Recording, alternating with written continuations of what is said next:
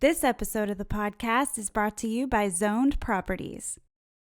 With the cannabis industry now licensing projects in over 35 states medicinally and or recreationally, market projections suggest that the real estate opportunity related to cannabis could boast a total addressable market of over $50 billion in projected growth. Zone Properties is redefining the commercial real estate development process with tailored services for the emerging cannabis market. From securing real estate and project development to opportunities for expansion, Zone Properties helps clients maximize their cannabis real estate investment and mitigate risk. Zone Properties has a full spectrum of integrated real estate growth services for highly regulated industries, which includes advisory services, brokerage services, and investment services. Zone Properties has also created strategic partnerships to streamline your cannabis real estate projects, which includes retail franchise opportunities, property technology and data solutions, and engineering and construction experts. Let Zone Properties help you navigate regulatory nuances and launch your cannabis real estate project. Call them today at 1-877-360-8839. Again, that's 877-360-8839, or email them at clients@zonedproperties.com or visit their website at zonedproperties.com to learn more and receive a free project success checklist. Zoned Properties, targeted real estate intelligence for highly regulated industries.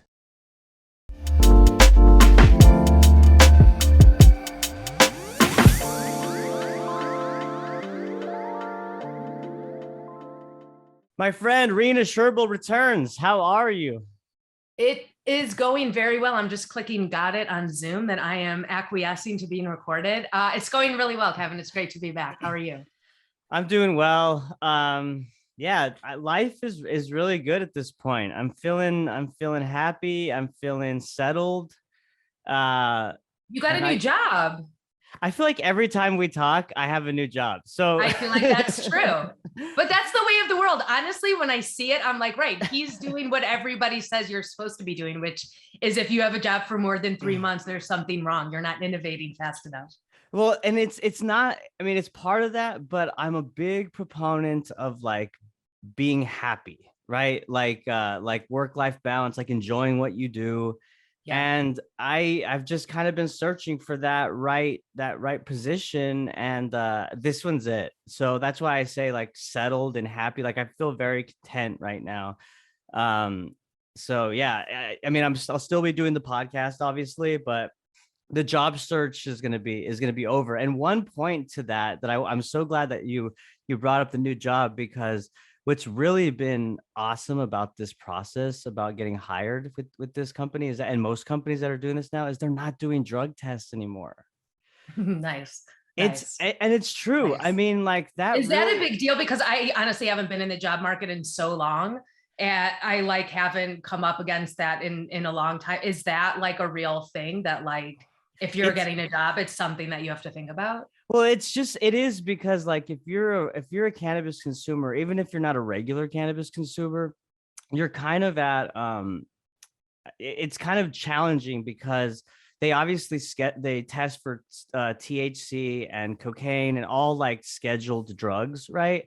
But a lot of those other scheduled drugs like cocaine or methamphetamine or whatever it is, opioids, they don't stay in your system as long as cannabis does, right? Because THC sticks to your fatty cells. And so it takes like 60 to 90 days to get out of your system. So even if you stop consuming, you're still facing that uphill battle of like, okay, I need to drink lots of water. I need to work out. I need to sweat this out. Like it's a whole added stress to that process. Are there so many companies like requiring that?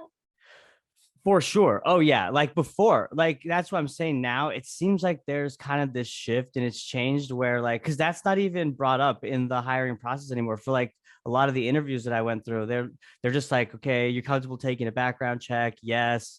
Some companies like asked for like their vaccine card, which was kind of crazy, I thought. But anyway, like outside of that, the drug tests have just kind of been dropped, it seems like. And so that's just an added stress that's kind of alleviated, and that's been really nice, because they don't test people for like being alcoholics, right? And right. So it just seems or like being there's assholes or like or right. like mentally ill. Like, I mean, God, there's so Exactly. many things I've run into and people I know have run into that it's like, I mean, we all have, I'm sure we all have these horror stories like, you should have been vetted like way more than any stoner that was vetted. Like, yeah, it's barbaric. For sure. Yeah. And we're starting to understand that, hey, like the side effects of cannabis are not like, do not align to what is defined as Schedule 1, right? I think that Yeah. that's becoming more and more apparent. So that helps also. And not to mention the public support, and not to mention both political parties have jumped into this kind of debate. But before we get into that, Rena, I want to talk to you. What's new in your life? How are you?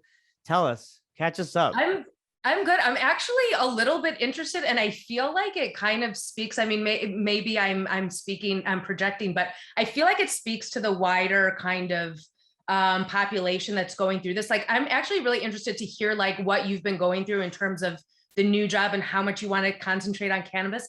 My partner actually just quit her job without having another job and is trying to figure out what she wants to do with her life. And it's like taking a big break in her life, which is like a scary thing to do. But I feel like so many people I talk to are either thinking of moving, thinking of leaving the city, changing job, like radically changing their life in some kind of way, like either because of COVID inspired, or because like COVID allowed them to like not work from home anymore or not work, have to go into an office. Yeah. So I feel like if you're asking me what I'm going through, I'm going through a partner who is like finding that path for themselves, which is, I'm actually very proud because I feel like not everybody does it. And Right. like what you were saying, that you're searching for happiness and like you want to do something that's making you content and feel settled, and you also get to do this, like all those things. Like, I think there's a lot of people that aren't necessarily feeling that. And I think some are starting to like understand that's a really high value and a huge value. Um, and personally, like, not just familially, but personally, I feel like with Seeking Alpha, I'm still at Seeking Alpha and I'm still doing the Cannabis podcast. I'm still doing CEO interviews.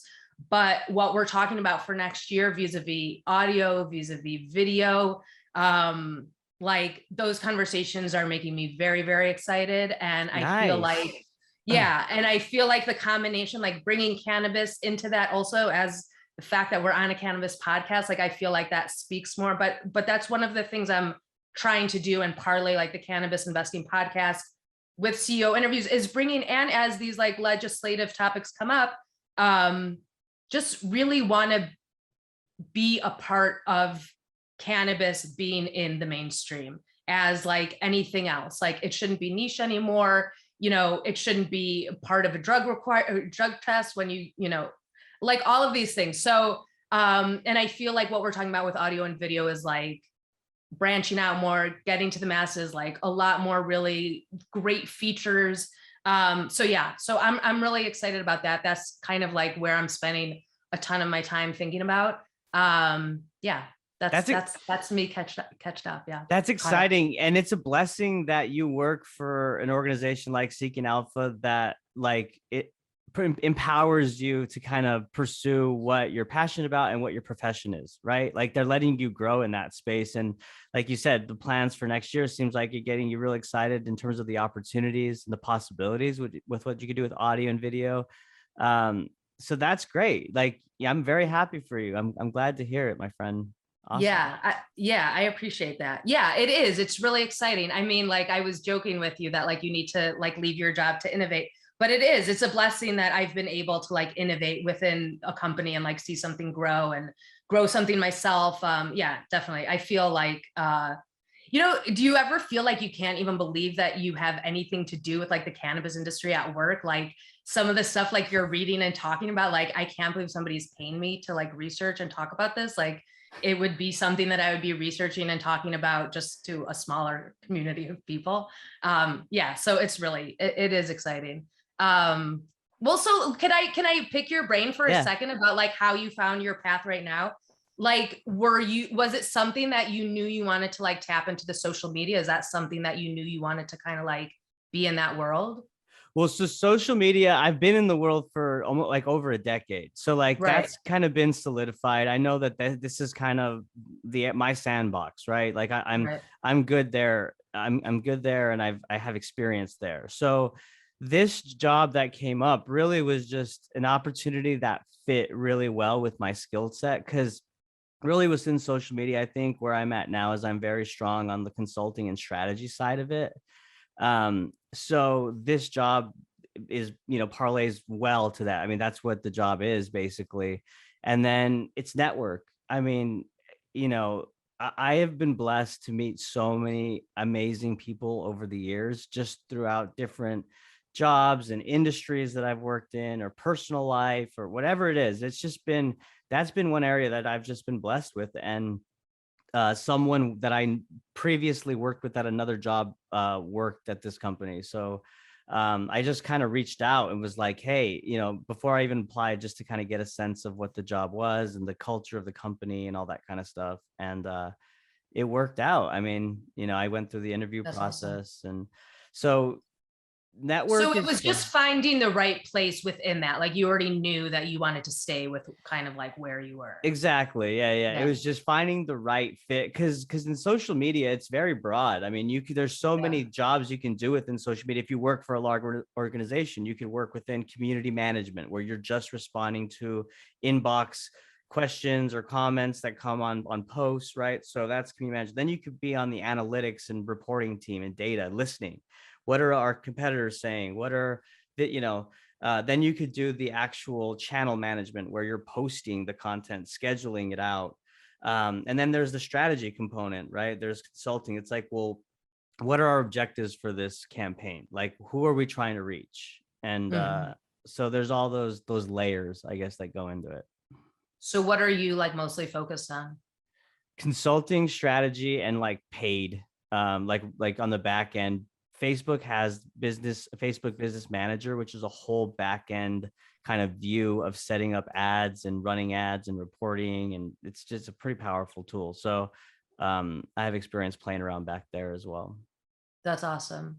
So speaking to that, one of the things that is really exciting about what Seeking Alpha is doing, and you might find this interesting, is we, as of like this new year, we're going to stop being dependent on outside ads, which is for me like I mean, it's for the whole company a huge paradigm shift. Yeah. But the way that I like personally see it as somebody who's like all up in audio and video is, and like it's just a doubling down on our product. So I feel like that's really exciting, and something that I'm like thinking a lot about is how, um, like to grow a business, doubling down on what your business is, you know what I Does. mean? Like not Yeah. being dependent on people buying ads from you. So that to me is just like really exciting, and thinking about like, and I'm thinking about with the cannabis podcast also, like, I've been doing it almost 3 years. Wow. Um, yeah. That's And thinking awesome. of, yeah. And thinking about like, okay, how do I want to tweak this? How do I want to make this better? Now that legalization is coming, what do I want to be talking about more? Like more stock specific, more, like more analysts coming. So like thinking about that is also just like, I feel like it's a fun time to brainstorm, to be creative, and then also kind of just like think about like what you want to be putting out there. Yeah, no, that's a really good approach, especially right now, right? Yeah. It's like it's like what is it, the brew before the storm? Like you can kind of feel that things are moving, something's going to happen, not right away, but the pieces are getting put in place. And the Yeah. more that you can prepare for like, what is my focus going to be for content? What kind of, guests do I want to have on? That's really important. And yeah, particularly in financial and stocks, I mean, once the safe banking passed, these MSOs uplist within the American exchanges, that's going to be a busy time, right? I Well, it's mean, insane. It's like yeah, insane. It's like all the things that we've been talking about, like when this happens, if this, and look, I mean, who the hell knows, like right. I know that I actually just listened to your conversation with Todd Harrison about this. Oh yeah, the Um, Todd father. That was a the great Todd father. conversation. Yeah, it Yeah. was a great conversation. But yeah, like this bill with Nancy Mace and like how it's coming about. I mean, I think that it's a great bill. I think I retweeted Brady Cobb's tweet, like she's the hero we needed. Yeah. Yeah, it's just like, and so often with the cannabis industry, it's like it comes like this, like who'd ever heard of Nancy Mace? But here we are, and it seems like the best chance we have. Yeah, the only time that I've heard of Nancy Mace from others on Twitter is the radical liberals or conservatives that talk, or no, the liberals. I guess she defended or said something about the January insurrection, or I don't know. But regardless, it's a damn good cannabis bill that everyone in the industry has been waiting on for I don't know how, not to mention the 100 years of prohibition. So let's put our biases aside. Let's be adults. Let's be objective, and let's put this bill, up against the CAOA bill, and let's see what makes sense. And right now, the States Reform Act at 3% excise tax and expungement of all records, it seems like a really good deal to me. Agreed. And I think like a sign of maturity is not waiting till you get every single thing that you want because it's unrealistic. And I think this is like what you're saying. It ticks a lot of the categories. It doesn't tick every box in every category, but like what does? It's politics. I mean, like there's so much crap. Like there's something. I mean, it's pretty good. It's pretty good. It's pretty good. I think so. It really, like, I had a guest on, and it was Cameron Stone from Regrow, and he was talking about the early days of cannabis and how, these boutique cultivars, and just how you'd kind of have your own, head cultivar kind of operation, right? And it was kind of like the brewery scene that's happening in the US. And like, if we want that world, 3% excise tax allows that to happen, right? And it suppresses somewhat of the illicit market because it allows for more competition to come in. There's already state taxes that are imposed, right? Like California is at like what, over 30%. So with the CAOA's proposed of up to 10 to 15, I think that's 45% tax just out the gate. It's impossible for anybody to get started unless you already have capital or if you're already established, Yeah. So I want to live in that world, basically. I want to live in a reality-based world that's getting a lot done, as opposed to like an optically perfect world that I think the other side is suffering from. Like the side that's not getting it done is just like a lot about optics that just it feels so empty to me, and I think probably a lot of other people. It definitely is. And another thing just about the optics, just because it's relevant, and we'll stop this rant and we'll kind of, get it to be a little more positive. But you mean sophisticated analysis? Hey, there you go. That's right. I like that.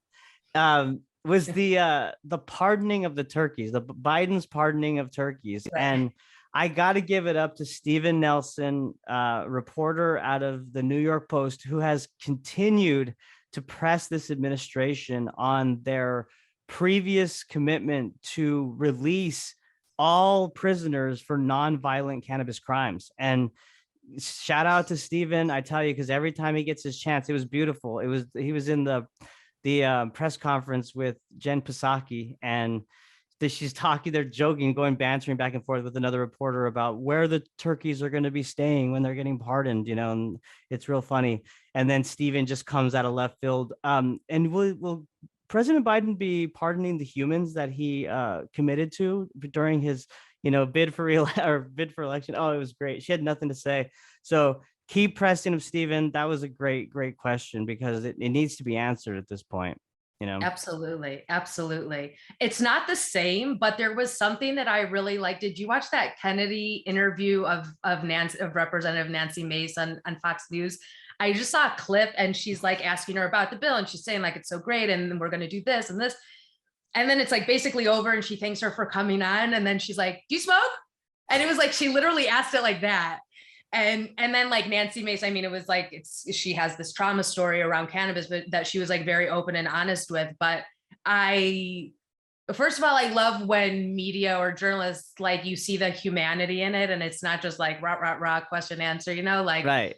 I really enjoy, but I also enjoy like the fact that it's being discussed like a little bit more holistically, you know, like the fact that you can even ask that, even though it's still a little bit awkward and still a little bit funny, and like, you know, everybody feels a little uncomfortable, like, but I think the more that's out there and the more she gives, like, I mean, the reason why I really love the fact that she's attached to this bill is I feel like so much of politics is who's attached to the bill, you know, like who is it that's out there, like, and she's just super well spoken, Yeah. you know, extremely articulate, like has a great story to tell. And I feel like she's very honest about the trauma aspect relating to cannabis, and it's not just about the adult use and the rights and all of this, but like there's so many reasons beyond cancer or epilepsy, or and those are really important too, but there's like a whole mass of people that are dealing with trauma with cannabis, and it's really helping them, and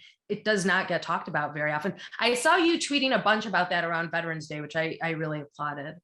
Yeah, well, that's a great segue, because that was what I was going to bring up when you talk about trauma. Well, first off, I agree with everything you said about Representative Nancy Mason. I was very impressed with how her knowledge of the plant in all aspects. So Yeah, she's either done her research or she just has been in the culture and she knows it, right? exactly. That's just, Exactly. but getting to the trauma, yeah, no, it's insane. The statistic that I heard from Brian Buckley, who I recently had on, the CEO of HVGC, and Brian's stat, 30, he said 30,000 soldiers since the Afghanistan war have committed suicide back here at home, while a total of 7,500 were killed in combat in Afghanistan.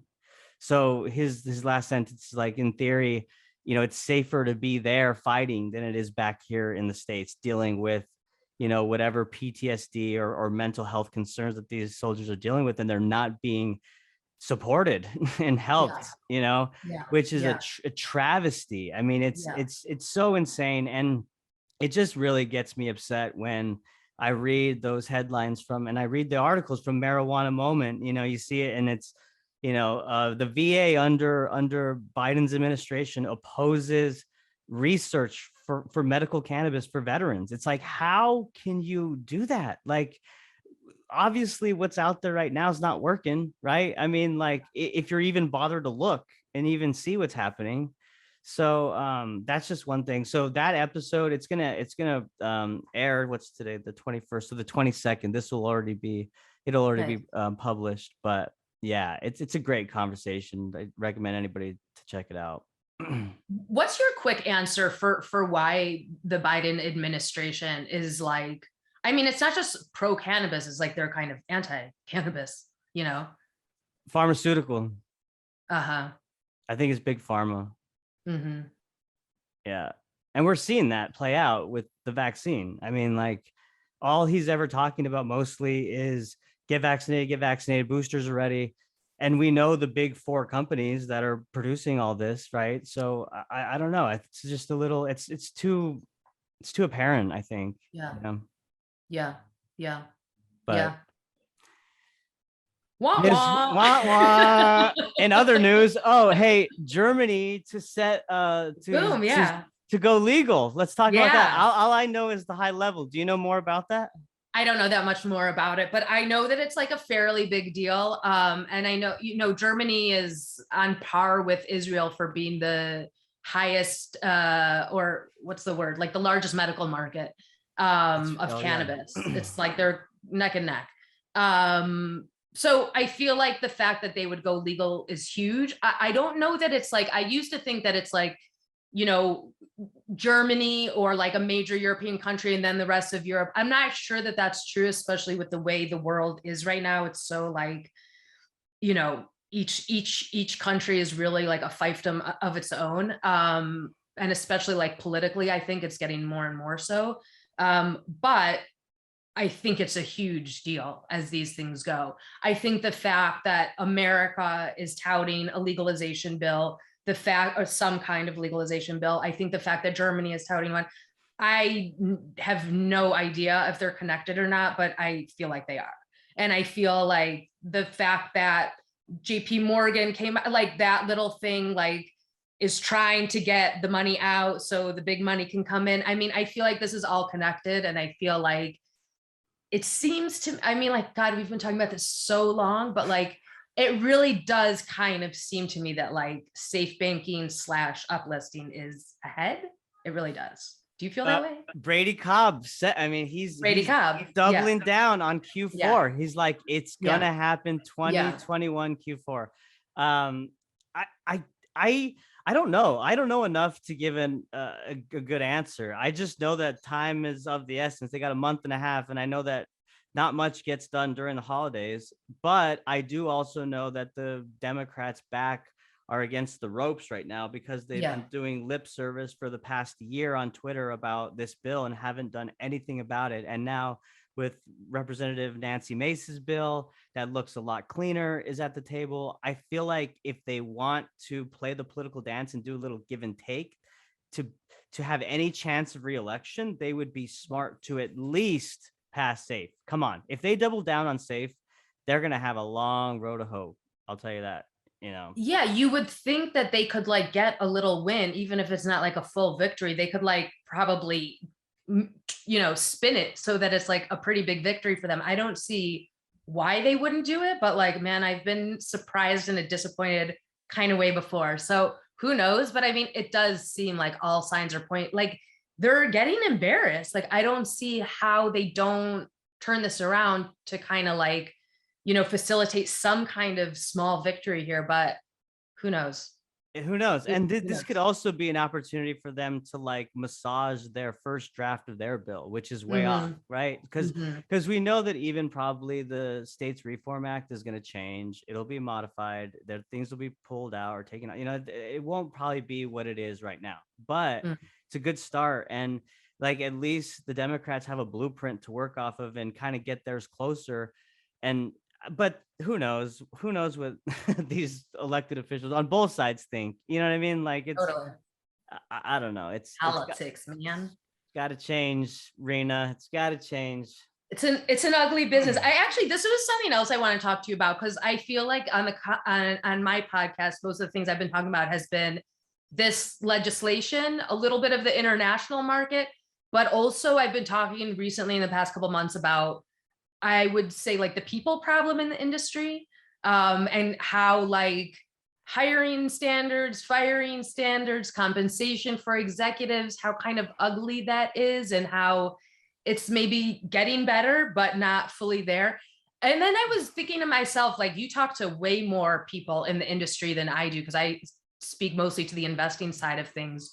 What are your thoughts about that? Like, do you feel like it's getting better? Do you know what I'm like referring to when I'm talking about that? You mean like specifically within the cannabis industry and like maybe unequal pay among gender, or like even just the hiring process, like how mature the industry is, basically you're asking? Yeah, like, exactly. More how mature the industry is, and not necessarily even like gender. I mean, and not necessarily along, like, definitely the racial gender thing is always present, but also the fact that it's not a mature industry, the fact that some people came in at the beginning and have like, the executive like bloated compensation, and then like people that are coming in and out on the lower rungs, like being hired and fired a little bit more cavalierly, because there's not everybody, let's say, had a human resources team, like stuff like that, or not everybody was going according to certain processes because there were no processes put in place, because it's just like a spit in a shoestring, like from 2017. And I think it's starting, like I've been talking to some people on the podcast that are like working out, the hiring process, like trying to get certification. So like you have something to show, like, because that's another thing. It's like, if you've never worked in the cannabis industry, or if you've been working illegally in the cannabis, like how do you get into the industry without the not like all of these things. So I think some people have been taken advantage of. If some people had the knowledge, they weren't treated fairly on it from an equity point of view, things like that.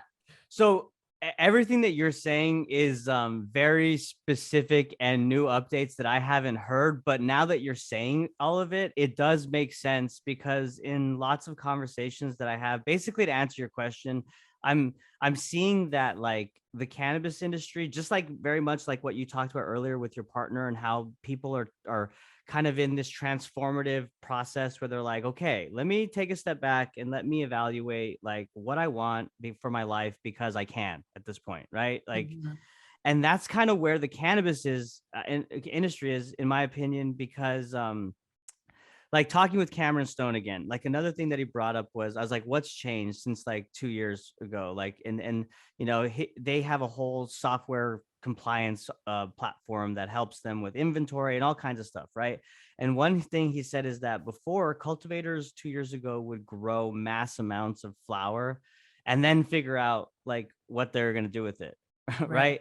Whereas now he's like, they're using data, like they're getting like we're getting smarter. Right. And it's no fault to them. It's just that the industry is maturing now. Like to your point, they're actually implementing hiring processes and they're like, Yeah. you know, so now he said 2 years later, the cultivators are growing and they already know like how much they need to grow to, you know, produce whatever type of formulated products they need to produce. So Hmm. another example is Nicole Upshaw from Jushi.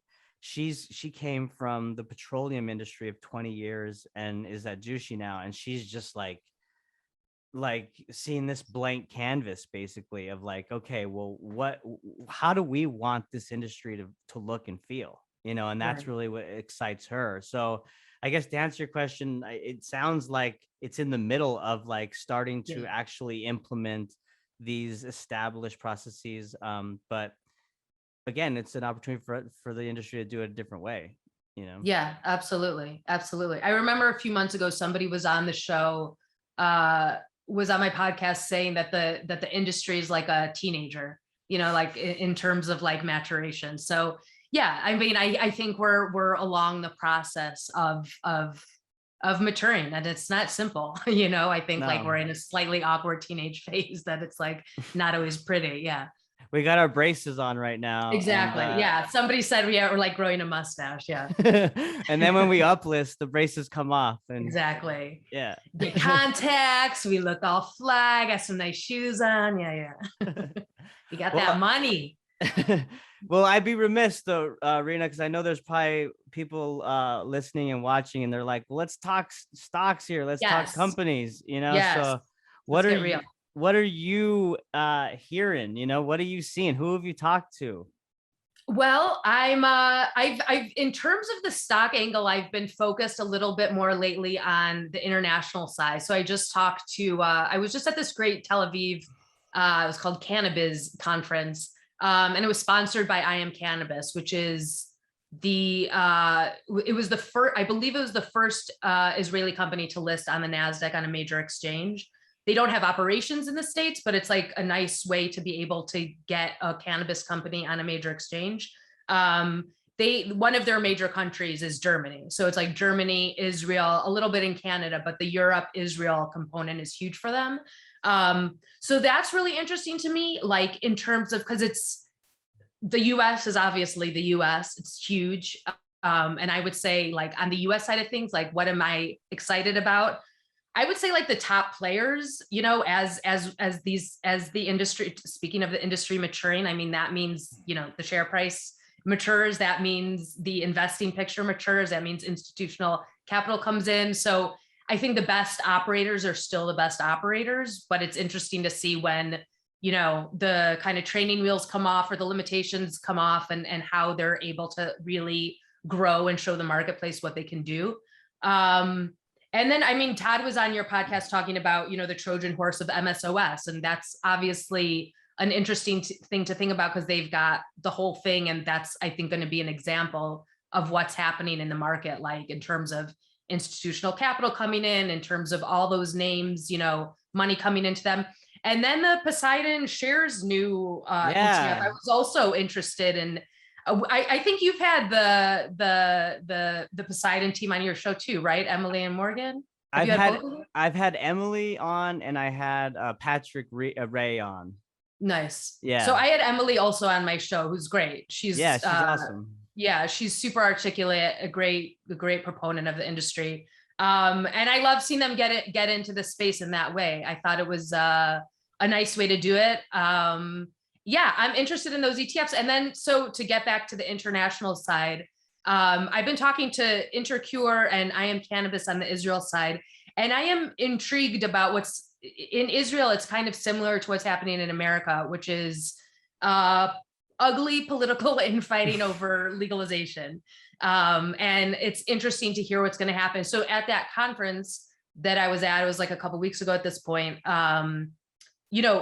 Politicians coming up and saying how in favor they are, how the fact that the government's able to they were able to cobble together a budget. So hopefully they'll be able to cobble together some kind of cannabis legalization.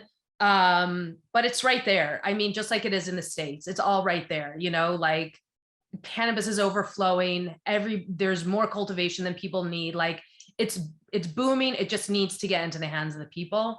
And just the political nature, I think. But so I'm excited. If you're asking me like what companies I'm excited about, I would be excited about like companies that have a good foothold in the international European market, because it's obviously not as big as the US market, and it's a different market, but it's more medically focused, it's more rigorous, which I do think will have something to do with the States eventually. I think internationally, and just also as the industry develops, there will be an emphasis on who's growing really high grade quality cannabis, pharma grade, and really having those structures in place. And that's coming from the European, Israeli kind of international market, because there's these pharma grade stipulations in a way that it's not in the US. And in the US, I'm still bullish on the same crew, the best operators, I think, are still the best operators: Green Thumb and True Leave and Cresco, and then like on the mid-tier, Jushi, Columbia Care. A lot of people are liking Medicine Man out of Colorado. I keep reading articles about them. They seem to be like owning the state of Colorado. I mean, they are kind of owning the state of Colorado. It'll be interesting to see how they grow, or like as it develops, kind of where they put themselves beyond Colorado. But yeah, there's also like these single state operators that are also like fun to look at. And I think the interesting thing now is, and this is where I don't have the utmost clarity, like who's going to buy who, and how the consolidation picture is going to play out, because it's playing out and it's going to keep playing out. And that to me is something that I'm like, I wonder how that will look like. I think, and there's people that talk about this. We've had analysts come on the show and talk about this on the podcast, but something that, I wonder about is, do they consolidate together, or do they get bought up by an outside company coming in from an outside industry? Does that happen years from now? Do they get so big that they can kind of join together and own it's like, that's interesting for me to think about, because when you look at Green Thumb, when you look at Truly, when you look at Cresco, when you look at Curaleaf, when you look at the top players, AYR, which I consider to be a top player, they know how to operate and they know how to run a business, and their numbers are crazy with crazy restrictions on them. So the fact that you're talking about like having those restrictions lifted, having all the benefits of if they get to uplisting on a major exchange, I mean, it's institutional capital coming in. It just, everything that we've been talking about starts to happen. Exactly. Right. And one question with that, when that happens, like, here's one thing I'm curious to see play out is the Reddit crowd, right? Because we know that they're targeting like all the wrong, I mean, not the wrong stocks, because I guess, are they trying to squeeze, is there short sellers? There's large short seller positions in Sundial and Tilray, right? Okay, so that's why they're targeting them. Yeah, so I wonder, like, maybe that some of that money, get flows into the MSOs, or I don't know, it could be crazy. Yeah, I mean, uplisting changes the game, because you're right. There's a lot of like people in those names just because of where they're sitting. Yeah, it's all they know. They don't know what they don't know. But my question is like, do they care on the fundamentals? Because some don't. I think they more just target, stocks that are heavily shorted, right? Right. So yeah, I think that's true. I think it'll also be interesting to see when the institutional capital comes in, how that kind of combusts like it did with earlier, the original like GameStop, that whole so I wonder kind of like that fight is when it comes to cannabis, it'll be interesting to see also. And then also there's a whole thing of, I mean, and this is something that you're doing, and something I'm really excited to keep on doing, which is like getting more education to people, especially in the investing in cannabis stocks, because I was talking to my brother-in-law who's a big cannabis consumer, and he was telling me that he only buys Cresco products. And this is not an advertisement, but it's true. And he was saying they have the best products, they have the best, and he only does oil, and they have the best, like they're and I was saying, are you invested in them? And he's like, no. And I was like, you should be. And he's like, you're right. And we have this like whole, but not everybody is knows what they're doing. Because I think some people have that idea like, oh, cannabis is going legal. I love cannabis, I should get in on that. But I think there's so much misinformation, so much confusion. So I feel like it's intimidating too. It's it is. intimidating. Like if It you don't is. know anything about that world, you're like, you see all those numbers and charts, and then you hear Yeah. people that really know talk about it, and you're kind of like, oh, well, there's a lot of people I bet that are just like, they throw their hands up and go, not for me. Like I'm not smart enough, or I'm not. They talk themselves out. It's Yeah. so yeah. I think a big part of it also is like I mean, I don't know everything about, and even like the top analysts, they don't even know everything about every stock. So it's like everybody has to pick the best that they can, which isn't to say you shouldn't be as informed as possible, because you should be. But if you don't understand the financial picture, if you don't like know how to read like a balance sheet, or, get into the S1, like the filings of a company, I still think that you can read well thought out analysis on companies, that if you understand like, oh yeah, I'm a cannabis consumer, I like their cannabis, they're in these states, which makes sense. Like you can think about it in kind of like not necessarily like strictly financial terms. You can think about it like the story of a stock. I mean, honestly, that's how I come to it in the first place. I like to think about it just beginning with the story of the stock. And then I start reading about the financials, and talk to analysts, and kind of dig a little bit deeper. But I feel like that's a great starting point. And then find an analyst that you really respect. Like, I don't think you don't have to like reinvent the wheel. There's people doing really great work, like, so I think I get it that it is super intimidating. But one of the things that like is my mission in the coming year, especially, is to like, also, I still like talking to the investor community and the people that, know a little bit more and have more experience. But I also, it's like really a passion to get out into people that don't understand it as well, and are super, hesitant about getting into the stock market in the first place. So yeah. You made a good point, and I'm glad that you said that, because while of course like it can be intimidating, like those tactics are super helpful. And I'm thinking back to my own strategy, because I'll be honest, like I do what you just said. I don't reinvent the wheel. Like what helped me initially was when I knew that I was going to double down and get into the cannabis podcast game, I basically like unfollowed everyone that I previously had on Twitter, because I never really used Twitter actively. I just kind of had it for, when I was working in the corporate world, and I'd be at events doing social media on behalf of the company. And I just kind of built my network like that over time within the B2B tech industry. So I didn't really have, people that I was really closely following, or subject matter that I was closely following. So completely removed everybody, and I started from scratch, and I just started following like who I thought were the players within the space and who knew what they were talking about. And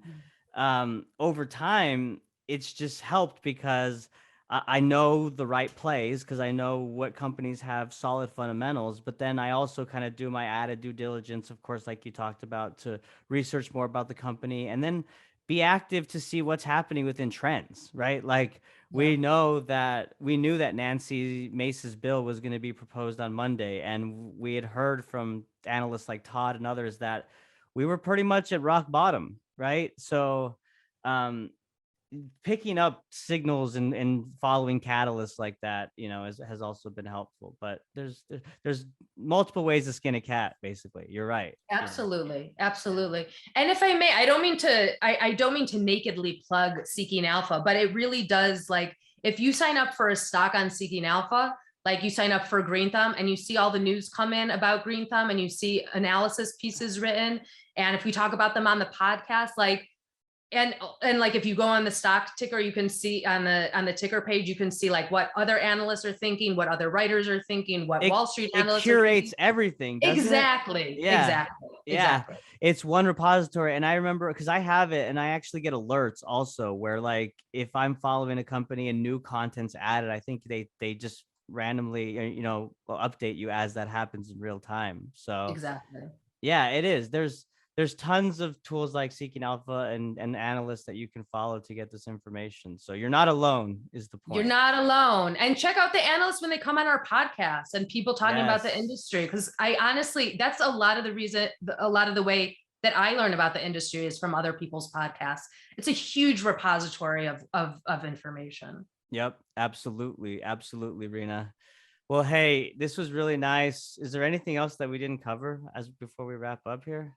I wanted to ask you, what do you think is kind of like your top strategies, like when you're doing the social media? What are like the top things that you're thinking about? Is that a very broad, You mean that's a like broad question? you mean like for my own, for like the podcast, like for what I'm doing? Yeah, for like in general, like when you're, because you're a social media guy, I feel like it's interesting to think about like how you approach it. I get what you're saying. So, um, consistency first and foremost. Like, Mhm. I would say first advice, if you're thinking about launching a brand or being active on social media, kind of step back first and think about, like, first off, what do you want to talk about, right? What is the topic? And then how do you want to, like, what is your message positioning? What stake are you putting in the ground related to that conversation? And then what's your content plan? What are you going to talk about? What are you going to, and having that plan in place first is beneficial, because then it allows you to remain consistent, build upon that strategy, um, and build an audience over time. If you start with no plan and you just kind of ad hoc it, then it doesn't, the algorithm doesn't favor you not posting content and being active. So Right. Right. that's just how it works. It's not Yeah. even like you're dealing with a machine, you're dealing with Skynet. So Yeah. it's, yeah, Much like life, you got to show up. you got to show up. And Show that's up. that's the thing. There's no, like, I've learned that, Rena, that's just a great point. There's no like side cut, or what is it, Shortcut. shortcuts in life. There's not, like, Yeah. even as this technology gets smarter, they put certain things in place with these algorithms to make you work, right? I mean, that's just what it is, because there's so many people out there doing what you're doing, or Yeah. trying to do what you do, Yeah. and Yeah. that's human nature. We just gotta persevere, work hard, and be happy and feel fulfilled. Yeah, you know? man. Yeah, man. Well, it's very good lessons. It's very good advice. And I feel like, kudos to you for being out there and doing it. And yeah, here's hoping that we keep hearing this good news. I feel like for me, I'm so much more encouraged by the year and than I maybe thought that I would be like a few weeks ago, vis-a-vis like the cannabis industry specifically. Yeah, no, I agree. And listen, if safe banking does not pass through the NDAA, don't get discouraged. We've got Yeah. two political parties that are talking about this now. This issue is not going anywhere, guys. I mean, so we want safe banking. Yes, we want institutional capital. We want to uplist. We want people released from prison. Um, all in time. It's gonna happen. We'll get Yeah. there. Keep pushing. Exactly. How's your dad's campaign going, by the way? Oh, he came up short. Oh yeah, sorry. Yeah, it's okay. It was man, it was such a great experience. It was so That's cool awesome. to like work with your parent, like in the work context, not like Totally. labor outside or anything. It was like we put our heads together, my mom, him, we had a campaign team. We went to work, and that man worked his ass off. He is passionate about city governance. I'm so proud of him. And That's it awesome. just didn't work out. It is what it is, Does but he want to run again? I don't think so, but I would discourage him too. It's like, Oh yeah, because it's just like such a intensely hard. it's a lot, and it's like Yeah. he's getting older. He needs to start enjoying his grandbabies and traveling, and smoking Well, what cannabis. it? Yeah, exactly. It's legal in New Mexico. He can. That, So yeah, yeah. totally, totally. Well, what a great family experience, though. It's nice that I mean, to run a political campaign and love each other and support each other afterwards, I would imagine is no small feat. I tell him, I was like, man, you're brave, and I was like, and you're courageous, because like anybody who runs for public office, you're obviously scrutinized, right? Like that's just Yeah, what the job entails. And so, yeah, not to mention getting it from your family, yeah. but he grew throughout the process. He did so well. So That's awesome. That's yeah, awesome. it's all good. Well, I was gonna ask you what's the scene? How's everything going in Israel? I mean, you moved last time we talked, right? Or yeah, so you're all it's settled now and like it's funny because living now out we're of Seeking Alpha. Those watching. I never leave this place, man. This crazy office. You got me on a Sunday night. No, it's funny. We're talking about moving again. I'll tell you, we're talking about leaving the city. The city life. I don't know. Ever since COVID, I were tempted to kind of get out into the country. And then the other side is so much of my family lives outside of Israel, and I was in the States like a couple months ago visiting them, and it's really sad the older I get and the older everybody else gets. And not even just like my mom, but like also my nieces and nephews who are great. So talk about like thinking about life and, just, I don't know. It's like my daughter's 19, so I can think about like the world a little bit differently than I have the past 19 years. Um, so yeah, everything's on the table. That's what it's like at our house right now. Everything's on the table. I love that it's like that. I really do. Yeah. I do love that kind of chaos post pandemic where, like we've talked about throughout this podcast, people are just like realizing, hey, is there something better? And Yeah. we should do that. We shouldn't Yeah. die in an office Yeah. working 8 hours a day with people that we shouldn't really hang out with when there's our families there, right? Like I love remote learning or remote work now, working remote. It's such a blessing. And I know that a lot of people can't and whatnot, but if you can, it really is awesome. I mean, if those watching, my wife's table is right behind me. She's my coworker, and we Yeah. just it's so that has been one thing that I love and very fortunate for. So Absolutely. And I know that it's true, not everybody can, but I also know like people that were working for companies who were really not taking the lessons of COVID. They're like, you still must come into the office every single day, like really just antiquated, yep. stuff like that. And like quit those jobs. Like if you can't, like find another job. Like I know that it's not always so simple. I know there's a lot of circumstances, but I also know that sometimes we don't give ourselves enough leeway to kind of like make a choice that's empowering. And you talked about somebody from Jushi coming on your show and saying something, and the former CFO of Jushi, Kim Bambach, came on my show Yeah. like a year ago, and she said something that I always has stuck with me. I asked her about like kind of coming up as a female executive in the workforce and kind of like what she's run into. And she's like, of course I've run into issues. She's like, but I always try to kill them with competency. And I love that. And I feel Wow. like, yeah, I love that. And I think about it a lot. Like if you are doing the best you can and you are competent and you believe in that, I really feel like there's so much power in that. So yeah, I feel like may we all be empowered to kind of like think and do what we need to be doing. I like that because you can control your competency, right? Totally. Like Totally. but there's other things that you can't control, and a lot of people beat themselves up for it, and it's like, Yeah. look, that was totally out of your circuit, like out of your control. You didn't foresee that happening, and then there's even bosses that get on you and make you feel Yeah. like shit because of that, right? Yeah. So that is really a good words of wisdom there. Yeah, Kim, totally. go Kim. Go Kim. Go Kim. And you can take that with you anywhere, like yeah, it's just it's very empowering, I feel like. It is. Yeah. I love these talks, Rena. They're so Me fun, too, man. They're very invigorating. aren't they? Yeah, they This are. your They are. podcasting, how's that going? You're It's loving it? I'm loving it. I am, as I said, like you are like the king of like podcasts. I No. mean, you are so like you're very what's the word I'm looking for? Speaking of consistent, like you're putting out a lot of episodes and a lot of great content. Thank I have you. been slowing of my content a little bit as I'm kind of tinkering and thinking and playing with CEO interviews and cannabis investing podcasts. But I love podcasting. I really love podcasting about cannabis. I feel extremely blessed to be able to do that. And I feel even doubly blessed to be able to think about it in a broader way, which is, I think, has been taking some of my time. But I'm very excited about like what we're going to be putting out into the marketplace. And I'm excited that I feel like as the industry grows, more people are going to listen to us.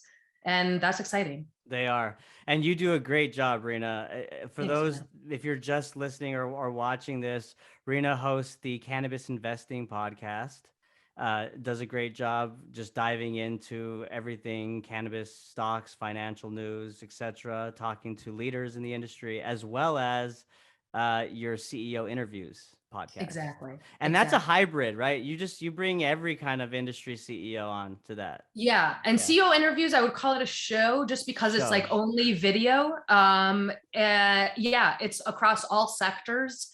We've been talking a lot about crypto lately, but really all sectors. I'll tell you a sector. I mean, we don't have to get into it right now, but just like something to think about the way the world's going is these flying vehicles and just like changing, talk about like paradigm shifts and tectonic shifts and So Dallas, man, so 2 years ago, I think I read an article, shared it, that Dallas is going to be one of like 5 US cities that is going to pilot Uber's flying car program. there you go. So in the next, what, 2021, so in the next 4 years, I'm gonna be driving downtown and I'm gonna Yeah. see cars flying everywhere. That's insane. Yeah, the traffic will be above you, not in front of you. Yeah. It's totally crazy. The Jetsons, it's all happening. It's Yeah. happening. I was in a Tesla for the first time. Oh, nice. How was it? It was really, really crazy. It was so cool. I was like, so my one of my best friends came to visit, and he rented a. We went to the Cowboys game, and he rented a Tesla, and we're sitting in That's there, and I'm nice. like, yeah, and I was like, man, this is like a video game, because like the screen is Yeah. so big, but then there's this little side column where it shows your vehicle driving on the road in like a game kind of way, and then it Mhm. shows the other cars passing you. So it's just like it's It's wild. incredible, man. Yeah. Yeah, you push the Teslas, accelerator and you're flying. yeah. Yeah, They're all over Israel now. They must have just like opened some like import thing, but they're like, you didn't see one Tesla and now you see them all over. So also a sign of things to come for sure. absolutely. Yes. Yeah. Yeah. Goals, vehicle goals, EV Goals. goals. Yes. Taking an Uber to Mars, stuff like that. That's right. Well, Yeah. Rena, thank you so much for your time. This was Thank you. invigorating, as you said. Do you want to leave the audience with anything before we go? Just thanks for listening. And yeah, catch us on Seeking Alpha. I'd love to hear from you. And thank you as always, Kevin. It's truly a pleasure and a blessing to be on your show. I really appreciate it. Absolutely. We'll do it next month. Awesome, man. I'm sure we'll have a lot to talk about. This industry is ever evolving. Let's hope so. Yeah, let's hope it's more good than bad. That's right. And thank you all for listening. Happy Bye. Thanksgiving. Happy Thanksgiving. That's right. Happy Thanksgiving.